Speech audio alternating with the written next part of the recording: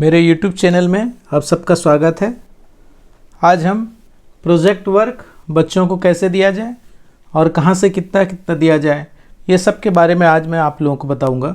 यदि आप मेरे चैनल में पहली बार हैं तो चैनल को सब्सक्राइब कर लीजिए और बेल आइकन को दबा दीजिए, जिससे आपको हमेशा नया अपडेट मिलता रहेगा। तो चलते हैं हम लोग कि आखिर बच्चों को हम लोग प्रोजेक्ट वर्क कितना दें और उनको किस किस चीज़ का ज्ञान होना चाहिए, ये सारी चीज़ें भी हम लोग ध्यान में रखेंगे।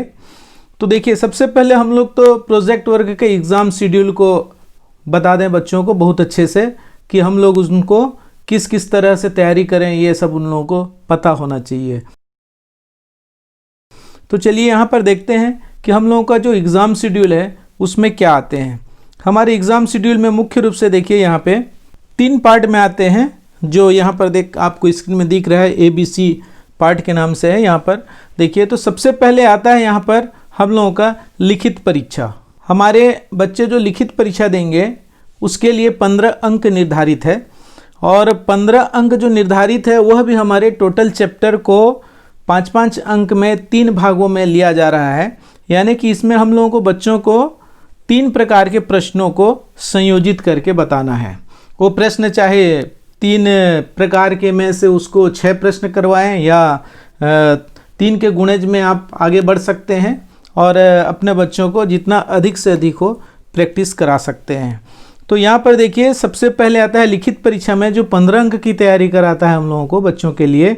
बीजगणित का होगा एक प्रश्न, जो साथ में एग्ज़ाम की जो फाइनल उन लोगों को सबमिट करने के लिए रहता है और हम लोगों को एग्ज़ाम के लिए देना पड़ता है। वहाँ पर हम लोग क्या करेंगे, एक क्वेश्चन जो होगा वह बीजगणित से देना है हम लोगों को, और दूसरा प्रश्न जो है हम लोगों को ज्यामिति से देना है, और तीसरा प्रश्न जो है हम लोगों को अंक गणित में से देना है।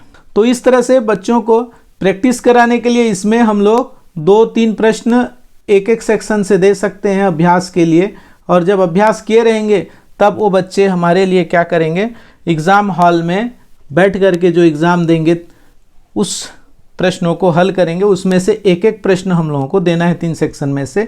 इस तरह से ये 15 अंक के प्रश्न बन जाते हैं। अब आता है हमारा मौखिक प्रश्न। ये जो 15 अंक के प्रश्न हल करने के लिए दिए जाते हैं, इससे संबंधित आप बच्चों की योग्यता आंकने के लिए मौखिक, जिसको कि हम लोग भाई बोलते हैं, 5 अंक का होता है, जो बच्चों को हम लोगों को उनके सामने बिठा करके पूछा जाता है। अब तीसरा सेक्शन आता है प्रोजेक्ट फाइल सबमिट करना।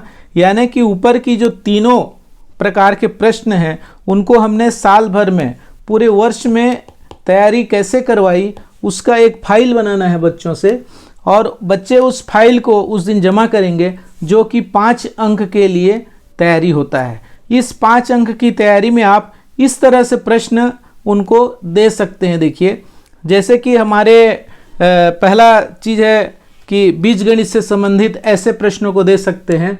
ये आप लोग स्वयं अपने से बना करके सारे प्रश्नों को आप बच्चों को समझा सकते हैं, दे सकते हैं। यहाँ पर उदाहरण के तौर पर मैं कुछ प्रश्नों को संयोजित करके यहाँ पे रखा हुआ हूँ, उसको थोड़ा सा ध्यान से देख लीजिए ताकि हम लोग बच्चों को अच्छे से समझा सकें और कर सकें। यहाँ पर देखिए, उद्देश्य जो है हम लोगों का, पहला एक प्रश्न ऐसा है कि वर्ग समीकरण को हल करना अलग है और हल करने की विधि पर जाना अलग है। इस तरह से इस पर हम लोग विस्तृत चर्चा करके बच्चों को समझा सकते हैं कि वर्ग समीकरण को कैसे हल करना है। आप इस पर आप मेरा सीधा प्रोजेक्ट वर्क जो बच्चों को करना है वो भी मैं नेक्स्ट वीडियो में आप लोगों को देने की कोशिश करूंगा। आप अपने बच्चों तक ज़रूर शेयर कीजिए उसको, ताकि बच्चों को समझने में और अपना प्रोजेक्ट वर्क बनाने में सहूलियत महसूस करें। तो यहाँ पर देखिए, दूसरा प्रश्न जैसे उसी पे है, ऑब्जेक्ट देखिए, वर्ग समीकरण के मूल ज्ञात करना। देखिए, दोनों चीज़ एक ही जैसे लग रहे हैं हम लोगों को, लेकिन काफ़ी भिन्नता है इसमें। एक में हल करना है और एक में हल करने की विधि को बताना है। दोनों इस तरह से एक ऑब्जेक्ट होते हैं जो अलग अलग चीज़ों को हम अच्छे से प्रदर्शित करने के लिए बता सकते हैं।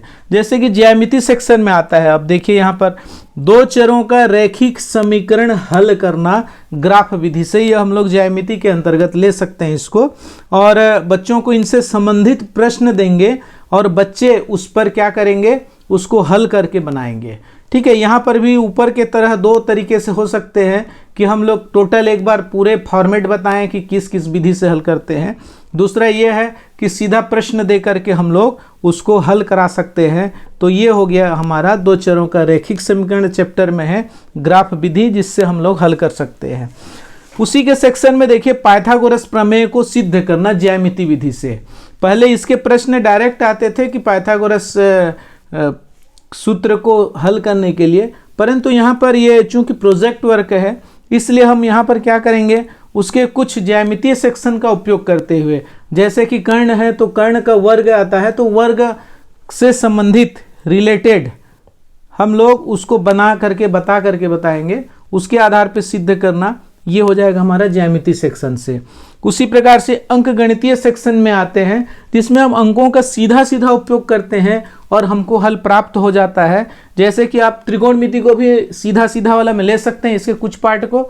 जैसे कि यहाँ पर अंक में इसको काट पीट करके जल्दी से आ जाता है रिजल्ट, या तो फिर इसके मान प्राप्त होते हैं। जैसे यहाँ पे 1060 डिग्री का दिया हुआ है तो बच्चे लगभग याद किए हुए रहते हैं। डायरेक्ट मान का उपयोग करना, ये अंक गणितीय प्रक्रिया के अंतर्गत ले सकते हैं हम लोग।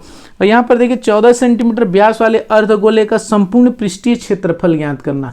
ये अंक गणितीय सेक्शन में सीधा सीधा हम 2-3 प्रश्नों को संयोजित करके 5 अंक के लिए दे सकते हैं। तो इस तरह से आप देख रहे हैं कि हम अपने बच्चों को किस तरह से अपना प्रोजेक्ट वर्क दे करके उनको एनुअल एग्ज़ाम के लिए तैयारी कराना है। और अब सीजन भी आ गया है, अभी जस्ट इसके एग्ज़ाम की घोषणा भी हो जाएगी कि हम लोगों को प्रोजेक्ट वर्क बच्चों का ले करके अंकों को जल्दी से हमको अपलोड कराना है। तो इसलिए हो सकता है मैं आज बनाते बनाते हम लोगों को लेट हो गया है, परंतु फिर भी हम कोशिश करें तो 2 से 3 दिन में पूरा अपडेट हो करके हम लोग करवा सकते हैं। ठीक है, तो चलिए आगे और थोड़ा सा बता देते हैं कि इसका शेड्यूल बनाते समय हमने जो आगे एक पॉइंट और लिया है उसका फ्रंट कवर का, हम लोग कुछ इस तरह से बच्चों को बता दें कि वो अपना फ्रंट कवर अपना बना लेंगे। देखिए यहाँ पे लिखा हुआ है फ्रंट कवर बनाने के लिए प्रोजेक्ट वर्क, और गवर्नमेंट हायर सेकेंडरी स्कूल या प्राइवेट स्कूल हो तो अपना नाम यहाँ पर उसी तरीके से लिख सकते हैं। और यहाँ पर जो डैश डैश है यहाँ पर हम अपने स्कूल का नाम लिखेंगे। यहाँ पर ये चीज़ बहुत ही एक अच्छी चीज़ है। देखिए यहाँ पे सब्जेक्ट वाइज अलग अलग करना रहता है, तो यहाँ पर सबमिटेड टू लिखा हुआ है। इस जगह पे हम लोग अपने टीचर का नाम लिखेंगे, जिस टीचर को हमें सबमिट करना है, ऐसा हम लोग बच्चे को बताएंगे। इसका फॉर्मेट देंगे कि यहाँ पे हम लोग टीचर का नाम लिखेंगे। जैसे कि हम यहाँ पे लिखना चाहेंगे एक टीचर का नाम, जैसे मैं अपना नाम लिख देता हूँ यहाँ पर, और इसको सबमिट करने वाला बच्चा अपना नाम लिख सकता है। और क्लास 10th 9th वालों के लिए भी हम लोग जनरली ऐसे ही बताते हैं, ऐसे ही बनाना है फॉर्मेट, ऐसे ही बताना है सारी चीज़ें, और उनके लिए भी तैयारी ऐसे ही करना है। चूँकि यहाँ पे कंटेंट जो है वो 10वीं के लेवल का है, तो आप इस जगह पे आप 9th के लेवल का बता करके बता सकते हैं। तो इस तरह से हम लोग एक प्रोजेक्ट जो वार्षिक परीक्षा की तैयारी के दृष्टि से हम लोग बनाते हैं, हम बच्चों को बना सकते हैं।